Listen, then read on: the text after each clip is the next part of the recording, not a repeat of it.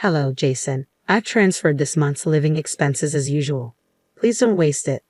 I used to call Jason at the end of every month to inform him about the money transfer.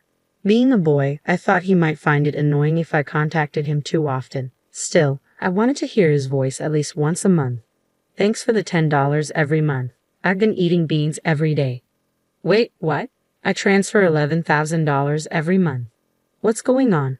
Both of us were puzzled. My bank book showed that I always transferred $1,000 to Jason's account as usual. So why did he think it was only a tenth of that amount? You can't do anything with just $10. But isn't your company struggling right now? What are you talking about?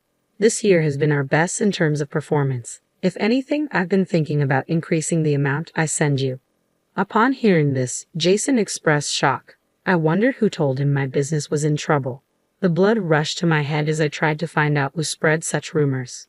Jason, don't worry, I'll sort this out. Determined, I hung up the phone and planned to pick up Jason and head straight to the police. I was sure it was his doing. I won't forgive him. My name is Catherine. I'm a 49-year-old single mother. I divorced while I was pregnant, and ever since I've raised my eldest son, Jason, all by myself. Thankfully, my family owns a business where I've been working hard to succeed, ensuring that life has been stable and Jason has never had to experience any hardships. Jason has always been a very sincere child, although sometimes a bit scatterbrained. He consistently performed well academically.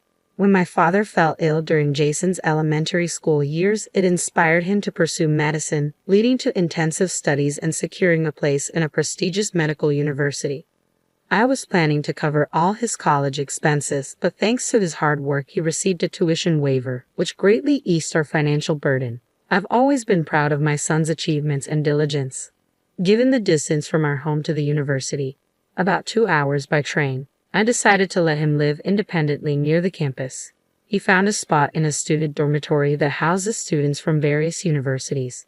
While parents aren't allowed inside the dorm, other students help Jason with moving in. It was sad not to see his room, but it was part of his growing up. For the first few days of his independent life, Jason kept in touch regularly. However, after a week, the communications became infrequent, and by the end of the month, I hardly heard from him. 1 week before the summer vacation began, Jason called. He spoke about enjoying his classes, starting a part-time job, and planning to come home during the summer break. I was relieved to hear him sounding so upbeat. He also asked if he could bring a friend home during the break. The boy was from the same student dormitory. During summer vacation, he said he was going to stay at the dorm alone since no one would be at his family home. That's when Jason invited him, suggesting, "Why not come to my house then?" Considering Jason has always been a bit shy around new people, he must have had a special fondness for this boy to invite him over like that. I accepted the proposal immediately. When summer holiday arrived and Jason came home with his friend, I was left speechless. I had assumed he would look as reserved as he is. However, the boy standing at our entrance had blue hair and numerous piercings in both ears. "Hello, are you Jason's mom? You're so beautiful. Bet you're popular, huh?" "Well, perhaps," I replied, ignoring my evident discomfort. Lucas, Jason's friend, entered and promptly sat on the living room sofa. His presumptuous behavior made me want to speak out, but I restrained myself, remembering he was Jason's friend. Throughout his 3-day stay, Lucas consistently gave orders or suggestions to Jason every time. I felt uneasy, yet Jason didn't seem particularly bothered. "Hey Jason, let's hit up an arcade." "There's no arcade nearby, man. That's boring," Lucas replied. I wished he'd leave. If he was so bored, in those 3 days, I grew to truly dislike Lucas because he was always clinging to Jason. I hardly got any time with my son. Our precious mother-son time was being intruded upon, and honestly, I wished Lucas would leave soon. In the end, he didn't just stay for the 3 days. He lingered until Jason returned to school, depriving me of any quality time with my son. After going back to his dormitory, Jason's communications became sporadic. However, he sent me a monthly update and thanks for the allowance, so I believed he was doing all right as he was nearing adulthood. But come fall, unusually, I received a message from Jason in the middle of the month. "Sorry, I've been a bit busy and haven't been able to work part-time. I can't pay my rent. Could you send me a little money? Is it because exams are approaching? But I don't appreciate overspending. I'll send it this time, but be careful from now on," I replied. Upon hearing that, Jason responded in a dejected voice. I'm really sorry. It was an uncharacteristic issue for the normally responsible Jason, and I had a hunch that somehow Lucas might be involved. Hey, is there something troubling you right now? I'm fine, thank you as always. Just don't push yourself too hard. I was concerned by Jason's lack of spirit in his voice, but assumed he was just downcast because it was his first time having financial troubles. At the end of the following month, I called Jason. Hello, Jason. I've deposited your living expenses for this month. Don't waste it. Had a routine of calling Jason at the end of every month after making the transfer. Being a young man, I thought calling too often might annoy him, but I still wanted to hear his cheerful voice at least once a month. Thanks for the monthly $10 allowance. I've been eating beans every day. What I've been transferring is $1,000 every month. Wait, what? Both of us were puzzled by each other's words. My bank book clearly showed that I had, as always, transferred $11,000 to Jason's account. Why then did Jason think he was receiving only a tenth of that amount? You can't do much with just $10. But isn't your company going through tough times? What are you talking about? This year has been our best performance-wise. I've actually been thinking of increasing the amount I send you. Upon hearing my words, Jason let out a surprised gasp. Who had told him that my company was in danger? I wanted to find out who was spreading such rumors, and I felt a surge of anger. Jason, don't worry. I'll take care of everything. I ended the call intending to head to where Jason was and subsequently report the matter to the police. I was sure that he was the culprit. I won't forgive him. I took a taxi from the nearest station and stopped near the student dormitory. Then, I called Jason and told him to sneak out without anyone seeing him. Listen, make sure no one sees you. Just trust me. Jason seemed unconvinced, but he still kept his promise and discreetly left the dormitory.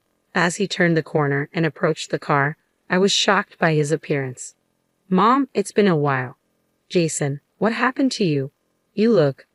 When I saw him in the summer, he was healthy, but now he looked skeletal, a mere shadow of his former self. What on earth had happened? I hesitantly asked Jason. Jason, you've lost so much weight. What happened? At first, Jason tried to brush it off, but he eventually began explaining his current situation.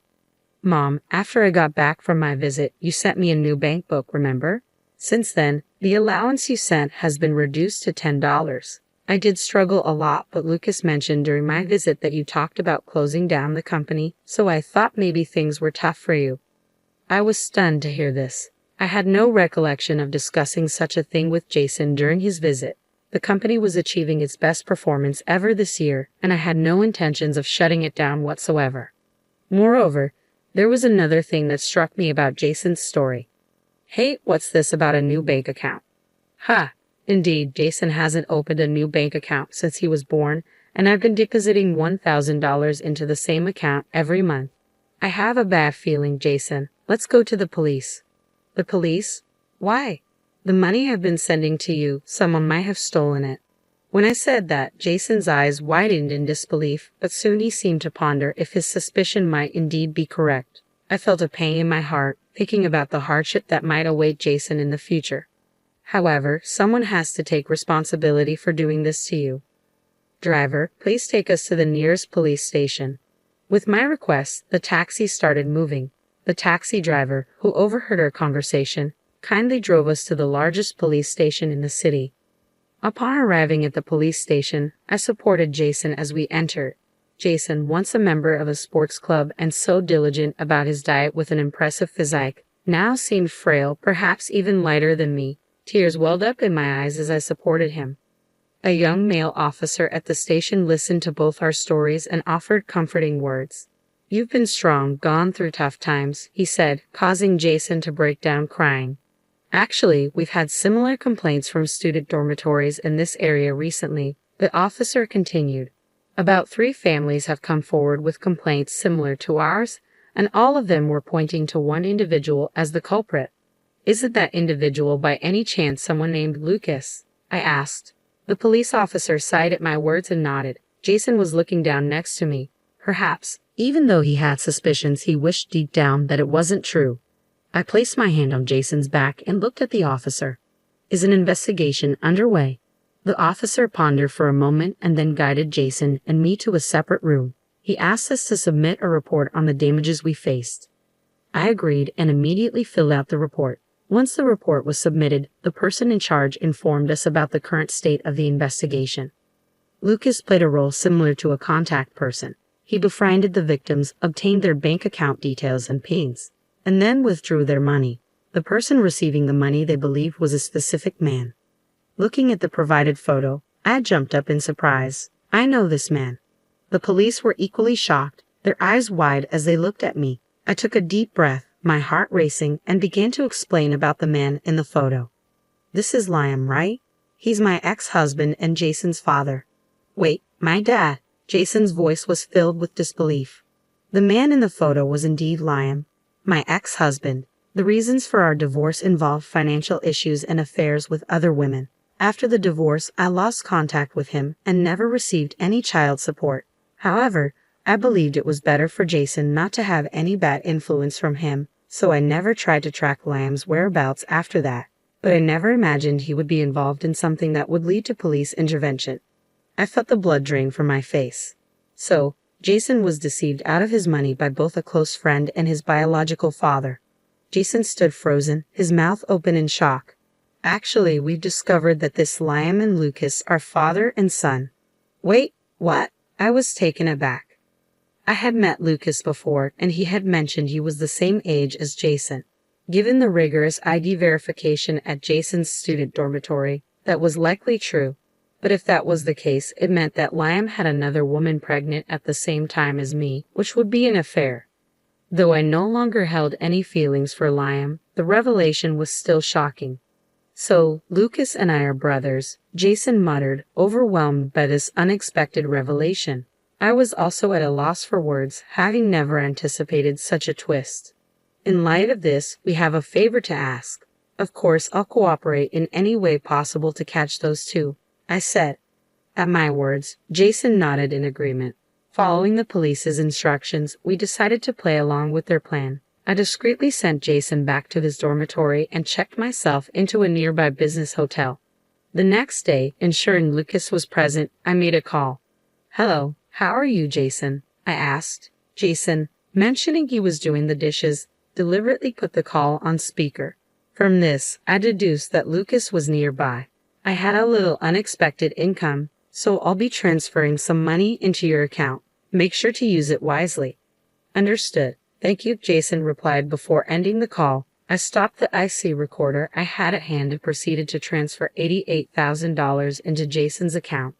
The next morning, armed with evidence, Jason sent me it after verifying the bank transfer. I presented it to the police. Before heading to the dormitory, we made a brief stop. Once we arrived, we explained the situation to the dormitory's manager, who immediately led us to Lucas's room. Upon ringing the bell, we heard hurried footsteps approaching from inside. Yeah, who is it? Lucas asked, swinging the door open, only to freeze in his tracks, utterly shocked. In a place where outsiders were strictly prohibited, seeing me and the police officers must have been the last thing he expected. With a composed smile, I greeted the flustered Lucas. Hello, Lucas. It's been a while. I'm Jason's mother. Why would Jason's mother want to see me, and why are the police here? Lucas glanced over at Jason, standing beside me, and seemed to realize the nature of our visit. We have a warrant, so we're going to conduct a search now. I have to leave now, so could we reschedule this for another time? Lucas attempted to close the door forcefully. Without missing a beat after hearing the officer's statement, Lucas tried to close the door forcefully. However, the police officers were prepared for this. 2 officers forcefully opened the door, initiating the search. Almost immediately after they began, voices echoed from various corners. Lucas visibly slumped, realizing the gravity of the situation. Jason and I entered the room, leaving a deflated Lucas behind. There were multiple bank books and cards laid out on the table, all under different names. My head throbbed looking at the evidence. The police officers, with practiced hands, arranged the items according to their names and started taking photographs. How did you find out, Jason? Did you set me up? Lucas's voice trembled with disbelief. I thought you were my best friend, but all along, you were mocking me, internally watching me struggle. You've got it all wrong. There's a reason for all of this. Lucas scrambled to come up with excuses, but Jason didn't react at all. Frustration marked Lucas's face, and it seemed like he was about to lash out. I stepped in. "It's pretty low to scam money from your own half-brother," I said, glaring at Lucas.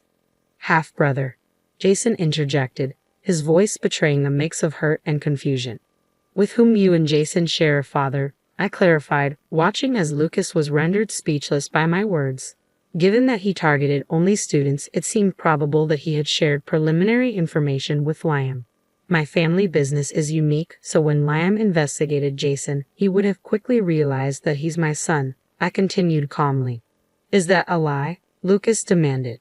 "It's true. Liam is my ex-husband and Jason's real father.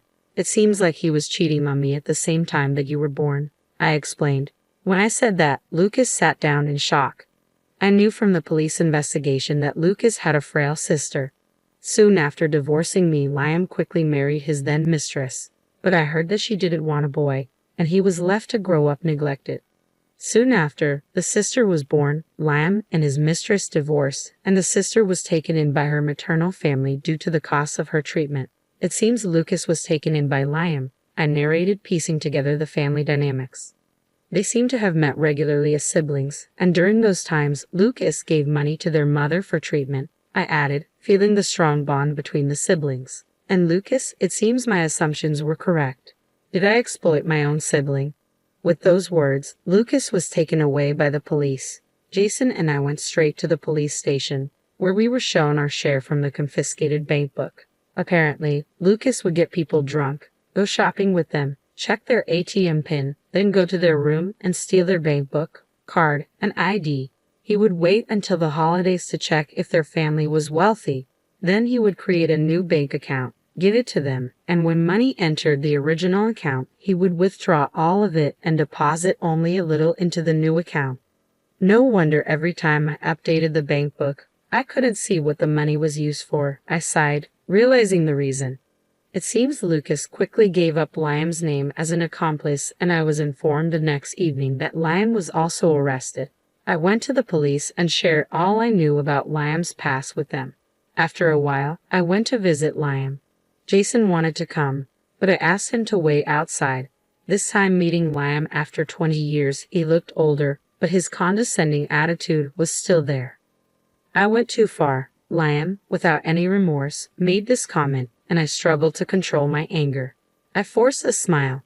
"Pathetic, lost it all in horse racing. I'll contact my parents soon and get out of here," Liam responded casually. I slapped a piece of paper in front of him. His expression changed immediately.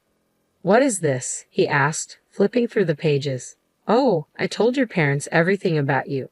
Even after divorcing Liam, I kept in touch with his sensible parents. They felt guilty for not meeting Jason but kept me updated with photos. When I told them I was meeting Liam today, they asked me to give him this. "Do you realize what this is?" I asked. "It says disarmament." Liam approached me aggressively through the glass. I calmly responded, "Until you, who ran away, won't understand their struggles. They wanted to meet their grandson, Jason, but they waited until your mess was settled. You should have let them meet you instead of running away." A police officer in the room told me to calm down. I took a deep breath to compose myself. "Anyway, I can now introduce them to their grandson." "Oh, about Lucas." I paused. "What about Lucas? He has nothing to do with you, right?" Liam asked. "They said they never want to see you again. They don't want anything to do with a father who exploits their half-siblings," I said. "The mother-in-law said she'd take them in." "What? How am I supposed to live without them?" Liam's face displayed sheer despair upon hearing her reply, which was accompanied by my brightest smile of the day. Without heeding his plea, I left the visitation room. Afterward, more of his crimes were revealed, and he was sentenced to prison. We were relieved to hear that he wouldn't be released for at least 5 years. The boy, being a minor, was put under probation. He's now being strictly disciplined by his grandparents, who live deep in the mountains where there are no forms of entertainment. The boy seems to be struggling. By the way, the younger sister plans to undergo surgery overseas. The reason the boy was desperately collecting money was for her operation. However, the man had been spending that money on himself, seeking pleasure. Every time he does, he's reprimanded by the grandparents. Jason was initially confused but has since been studying hard to become a doctor. His grades are steadily improving, and he's approaching the time for the national exam. As for me, the company has grown even more, and I've been able to send more money to Jason. Moreover, someone who has been supporting the company alongside me suddenly proposed to me. I'm currently holding off on giving an answer.